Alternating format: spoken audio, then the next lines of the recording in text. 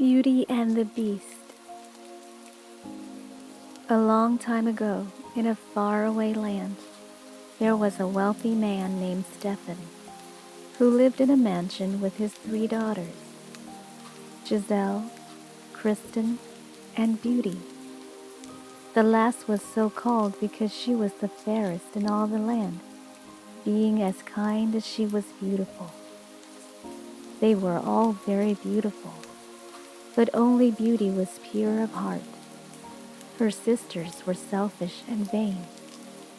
The merchant eventually lost all of his wealth in a terrible storm, and so he and his daughters were forced to live in a small farmhouse and work for their living.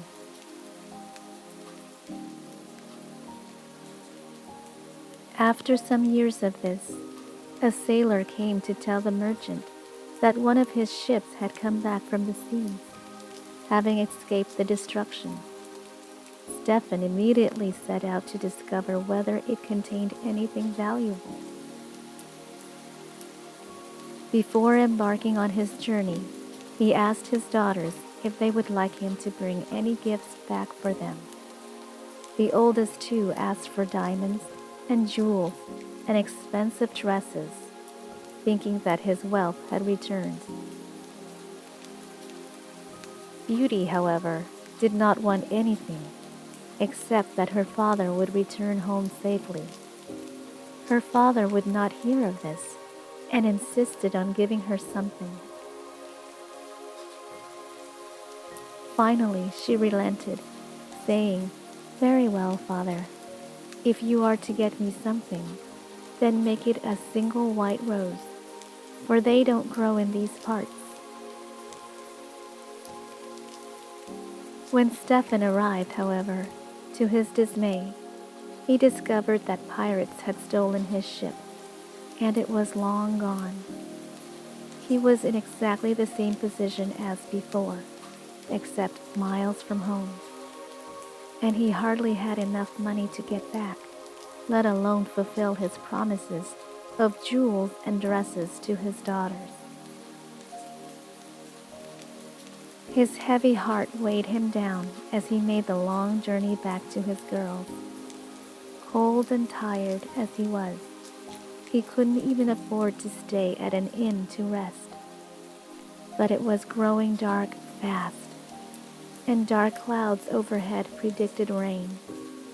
He had to find shelter, otherwise he didn't know what to do. Luckily, after a long time of trekking through thick forests and mountainous hills, he came to a magnificent palace. Just as well, too, for just as he set foot through the arched doorway, the rain started to pour. Now, Stefan was a good man, and normally he would not have just entered a person's house unannounced like that. But there was something strange about this one. He called and called, eager to make himself known to the owner, but no one replied. There was not a soul to be seen. But inside the dining room, there was a fire glowing at the hearth, and there was hot food on the table. So Stefan, assuming that the master of the house would be back at any moment, sat down to wait for him. He waited for a long time, but it soon became clear that no one was coming. Then a curious thought came to Stefan. What if this is for me? The food was getting colder, and his stomach rumbled like the thunder outside. So Stefan decided to eat the food and deal with the consequences, if there were any. Soon, being full and exhausted, he fell asleep at the table. The next day, he woke to find breakfast waiting for him, given by his invisible host. He ate it gratefully, and then, not wanting to overstay his welcome, left the house. Although not without giving a loud call of thanks. While going through the beautiful front garden, he happened to see some white roses. He didn't think that the owner would mind if he picked one to give to Beauty. This promise he could keep. But no sooner had Stefan picked the rose than a monstrous hand reached out and grabbed him. "Ungrateful fool," a booming voice snarled. "Was it not enough that I fed and sheltered you? Must you steal from my garden as well?" Stefan looked up in terror to find himself with the furious fangs of a terrifying creature. It seemed that this creature was the owner of the fine palace. "For this you will die." Stefan stammered his apologies. "Kind sir," he pleaded, "after all the generous things you did for me, how was I to know that taking one rose would anger you so?" Stefan pleaded for his life and even told the beast of his misfortunes. The beast seemed to consider all of this and said, "If all you are saying is true, I will admit that you have been unlucky. Therefore, I will spare your life on one condition. That is that you send me one of your daughters to keep me company and help me care for my palace." Stefan could not do this, and he told the beast so. The beast only replied that then he would have to kill Stefan right there and then. Stefan looked at him with such anguish that the beast relented. "All right, ask each of your daughters if they will come in exchange for you. If they do not, under their own free will, then you will have to return and stay with me." Stefan could do nothing but obey. Stefan returned to his home and relayed his story to his daughters in despair. Giselle and Kristen, the two eldest, were upset, but it did not occur to them to offer themselves in exchange for their father. They just assumed that he would be going back to the beast, so they each kissed him on the cheek and said goodbye. Only Beauty offered to go in his place. "This is all my fault, father. I was the one who asked for the white rose. I should be the one punished." Stefan would not stand for this. "It is not your fault," he said strongly. "How were you to know?" Beauty just smiled. "Even so," she said, "I must go." So Stefan, although unwilling to give up his beautiful daughter, took her to the beast's palace. The beast greeted Beauty and Stefan at the front door. "Good day, Beauty," he said politely. "Have you decided to stay with me?" Although he was covered in fur, had large fangs and claws on his hands and feet, Beauty tried to look beyond this as she said, "Yes, beast." He invited them both to come in, and they followed resignedly. He led them to a room laden with treasure and said, "Stefan, take what you will for yourself and your other daughters." Beauty and Stefan just stared, wide-eyed. After a moment, Stefan found his voice. "You are very generous," he said slowly, "but I cannot accept this. It feels like you are paying me for giving you my daughter." "Please accept this, Stefan. I feel I owe you an incredible debt, and it will no doubt help you to care for your other daughters." This was true, so Stefan, although reluctant, took some of the gold.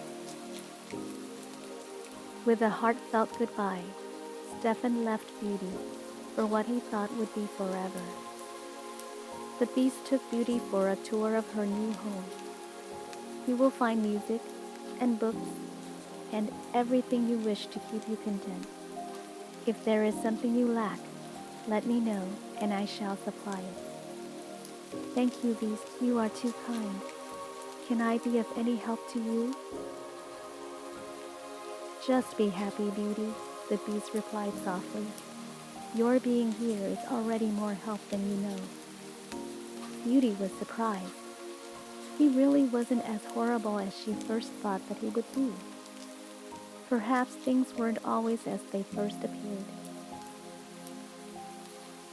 That night, as Beauty slept in her comfy new bed, she had a strange dream. She dreamed that a handsome prince was talking to her. I hope that you will not be unhappy here, Beauty. If only you will find me in this house, no matter how disguised I may be, you will be happy forever. The next day, Beauty couldn't stop thinking about the dream. The prince said that I'd find him in the house, she thought, so I must look everywhere. And she did. She roamed around the entire house until she came across a hidden painting. It was of the prince.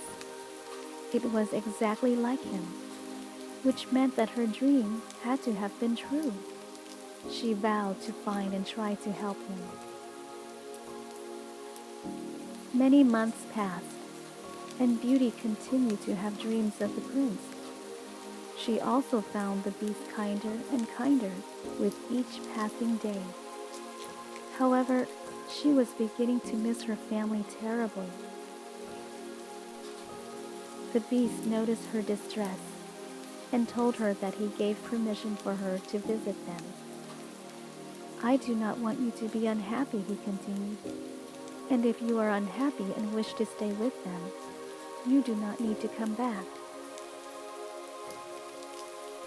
Beauty told him that she was not unhappy with him.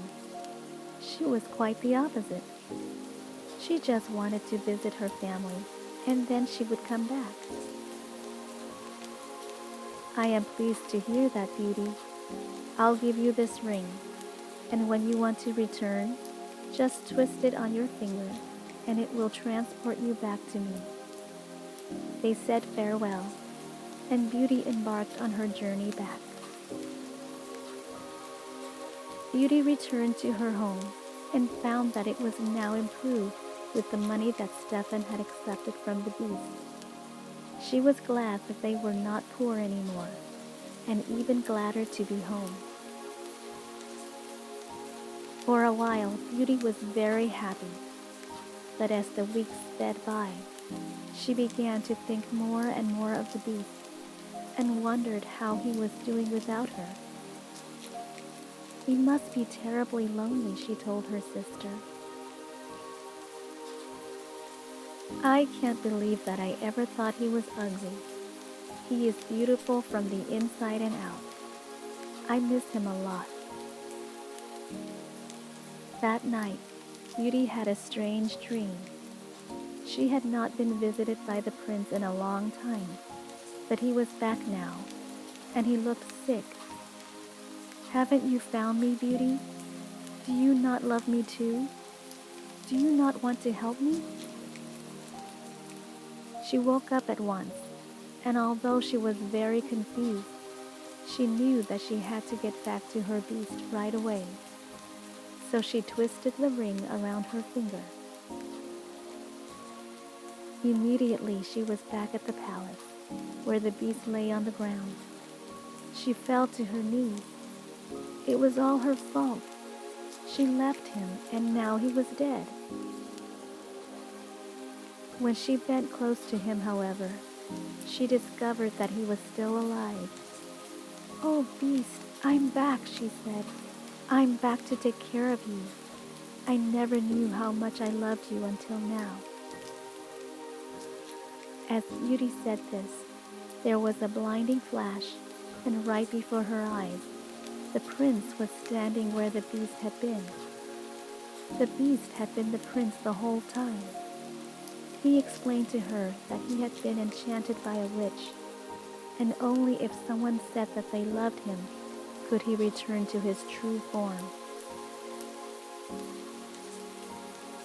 So Beauty and the prince were wed in the garden, with her family present, and they lived the rest of their lives with so much joy and love that people felt compelled to keep their story alive.